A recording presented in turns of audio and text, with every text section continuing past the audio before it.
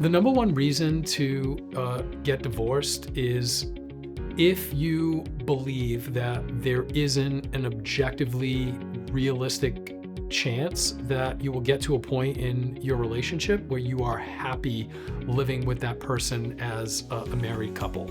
So one example is if there is a significant issue involving the other party, mental health, substance abuse, and either that person is not taking it seriously or you don't believe objectively that the prospects are good, that it will be addressed and maintained consistently, then you might need to get divorced. Also, if there is a lot of trauma to your relationship, breach trust, and it's at a level where you can't, either through counseling or working it out among yourselves, get yourself to a point where you can be happy in a relationship, you might need to explore divorce.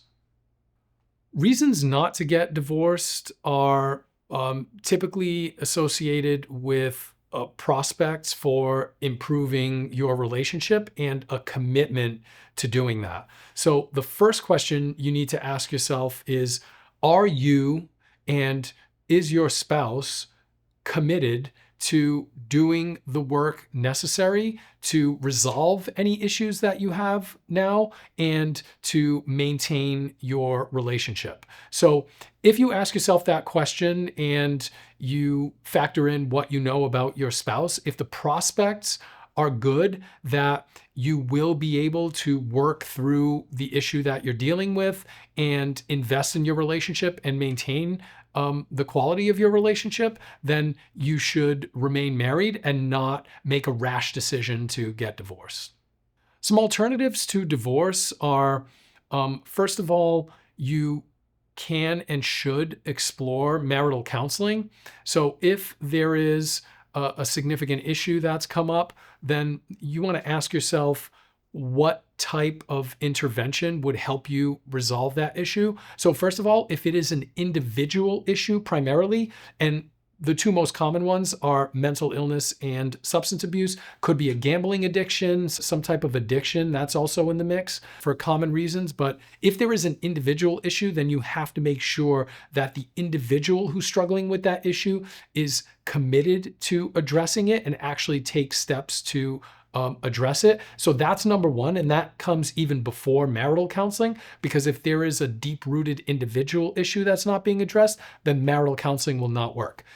The other option is marital counseling. So if your marriage has struggled, if there are issues that you need to address, you can get a marital counselor to hear you both out and help you think of ways to address that issue and reduce conflict going forward. There is also legal separation. Well, some people will separate for a period of time, and I would just say be careful with that. If you are separating with a definitive plan on strengthening your relationship and getting back together, then a legal separation works. If there is no concrete plan to actually make progress on whatever issues resulted in the split, then you may want to consider initiating a divorce rather than just splitting, because you may end up going that route anyway, and it'll be probably more expensive and it'll be inefficient to do a legal separation and then do a divorce on top of it if you need to go that route.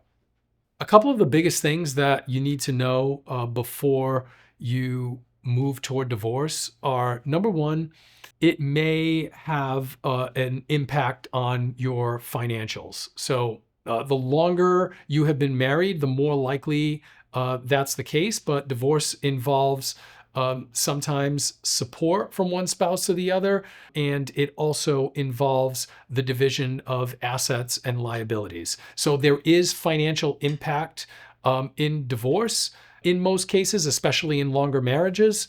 Also, if you have children, you need to know that there will be an adjustment in terms of you would have to figure out through representation and through the process what the best setup is so that you can co-parent with the other parent and know that the other parent will have his or her own separate time with the child. So overall, there is financial impact, and it will also reshape the life you have with your child. If you have any questions about what's important and what you should consider as you're moving through divorce, contact us at Farias Family Law.